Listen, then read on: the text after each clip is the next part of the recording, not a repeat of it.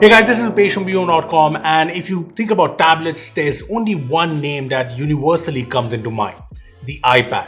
I mean, yes, there are Samsung Galaxy tablets out there, but no matter what anyone tells you, the iPads are what bring the best tablet experience. But if you want to get an iPad, you'll have to spend at least 27 to 30k, which is not affordable for everyone, and that's where budget tablets come in. I mean, if you ask me, I've been waiting for Xiaomi's Mi Pads to arrive in India for a long time now, but that hasn't happened. Instead, Realme has launched its first tablet in India. Yes, this is it. This is the Realme Pad, and this is priced at rupees 16k if you consider the Wi-Fi plus LTE variant, and that's a pretty good price. So yeah, let's check out the Realme Pad. So this is the new Realme Pad. Here's how it looks, and I know there's the obvious iPad vibe here with the same space gray sort of color, aluminium back and frame. Honestly, I like this design, and I want to thank Realme for not using the Dare to Leap text on this tablet because, it's very simple. I just don't like it. I mean, who likes it? Hit like if you agree. Well, this is clean and minimal and much better looking. Anyway, when it comes to tablets, the weight is very important, and this is very lightweight. The Realme Pad weighs 440 grams, which is pretty good for a 10.4-inch tablet. And comparatively, the Galaxy Tab A7 weighs 476 grams, so yeah, this is lighter. As for the thickness, this is also pretty slim at 6.9 millimeters thickness. And apart from that, there's a headphone jack here, as you can see, and you get the power button on the top and the volume rockers on the right when the tablet is in portrait mode. Now, all that is cool, but if you ask me, there are three most important factors when you consider a tablet. First, the display, the performance, and the experience.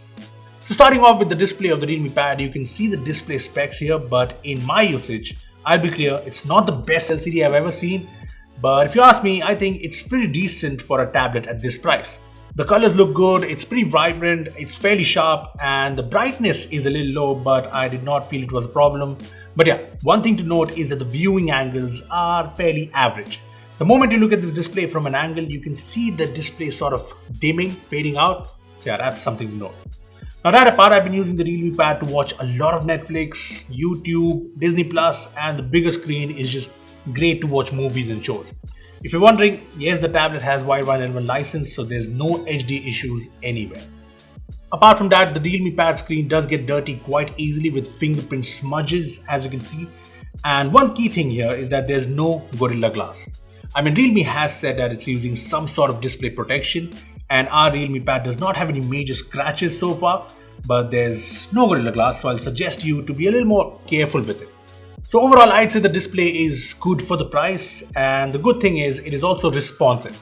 I mean, I've used a lot of budget tablets in the past, and a lot of them have unresponsive displays, which is not a problem here. Now, another thing you should note is that there's no stylus support here officially, and to tell you straight away, there's also no keyboard cover or keyboard case as well. Apart from the display, I really want to talk about the speakers here because I think Realme has not cut any corners here. So there are 4 speakers here, 2 plus 2 on the opposite sides, and there's Dolby Atmos and adaptive sound support. Now the speakers are something I like. See, I'll give you an idea. These quad speakers are decently loud, not crazy loud, but what really impressed me is the quality. It's pretty crisp and clear, and I did get to hear a little bit of bass in these speakers, which is always a nice thing. Here, listen to this.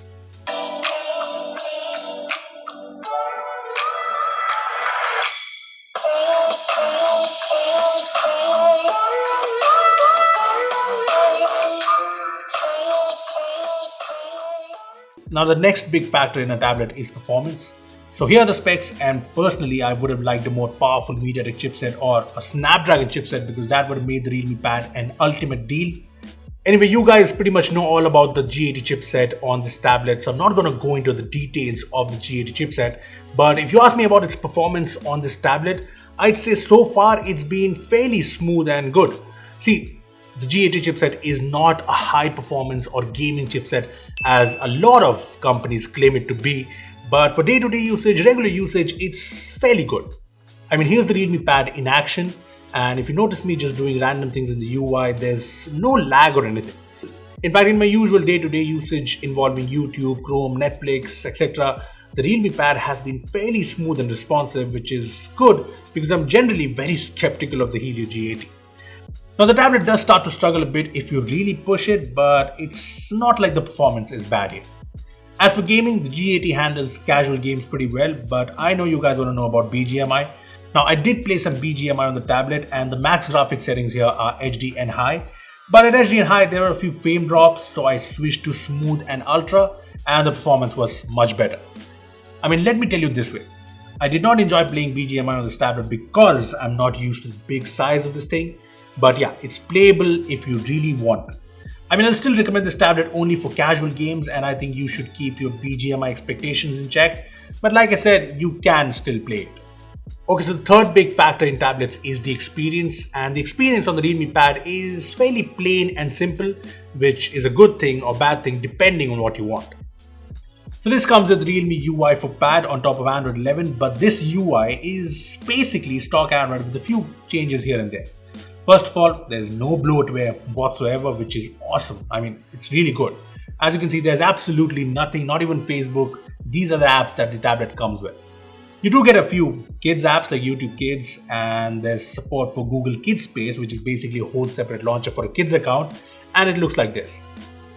So the Kids Space is actually fun and colorful, and that's great, but when it comes to a tablet experience on this Realme Pad, it's nothing special.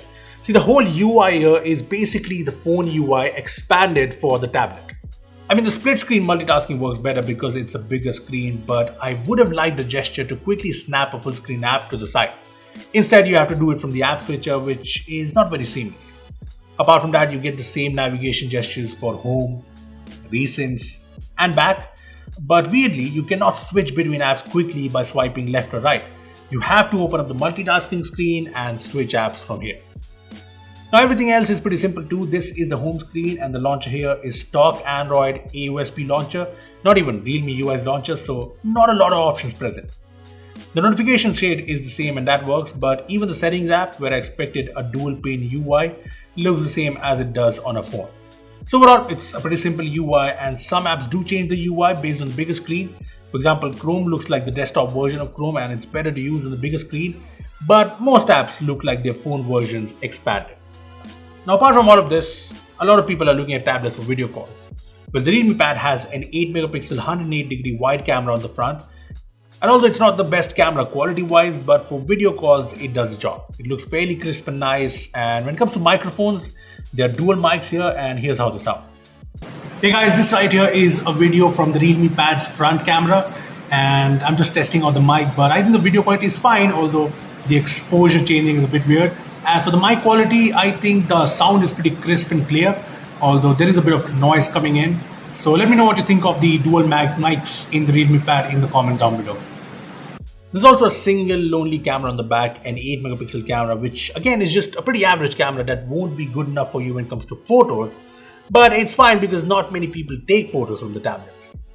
Now cameras apart, this is a Wi-Fi plus 4G LTE tablet, and that means there is a dual SIM slot, which is actually a dual SIM plus micro SD hybrid slot, which supports up to 1 TB of storage. Now I've used this tablet with a SIM card and it works perfectly fine. The tablet comes with the phone app so you can make and receive calls, although you look weird doing it, and it only makes calls in speaker mode, so it's not very private. But that apart, the network coverage has been fine in my use so far, but one thing to note here is that there's no carrier aggregation support, so you probably won't get the best speeds or coverage. Other key specs of the Realme Pad include a 7100 mAh battery with support for reverse charging, and there's an 18-watt quick charger in the box. I mean, Realme's phones come with 65-watt or at least 30-watt chargers in this price range, so maybe they could have gone with a faster charger. Anyway, as for the battery performance, I'm yet to, really test things out, note things down, so I'm going to comment on that later, but it's a decently sized battery, so I'm positive. Look, the point is I've used the Realme Pad briefly, and I feel it's a pretty simple yet solid tablet at Rs 16K. I mean, let me get this straight, this is not a perfect device. See, I would have liked a faster chipset, a more tablet-friendly UI, and a lot of the things on the tablet are plain decentish. But overall, this gets a lot of things right. It has a good premium build and design, the display is good enough for the price, the speakers are actually fantastic, the cameras seem to work well for video calls, and you'll be okay with the performance if you don't expect high-end performance or gaming. Look, there aren't a lot of tablet options in this price range, and that's what makes the Realme Pad a good option. Well, those are my thoughts on the brand new Realme Pad, but I'd love to know your comments on this, so make sure to comment below. Also, make sure to share this video with people who are looking to buy a budget new Android tablet in the sub 20K price segment. So I shared this video. Also, give this video a like. I already said that. Anyway, make sure to subscribe to our channel for more amazing tech videos. Well, that's me signing off. Thanks for watching, and I will see you in the next one.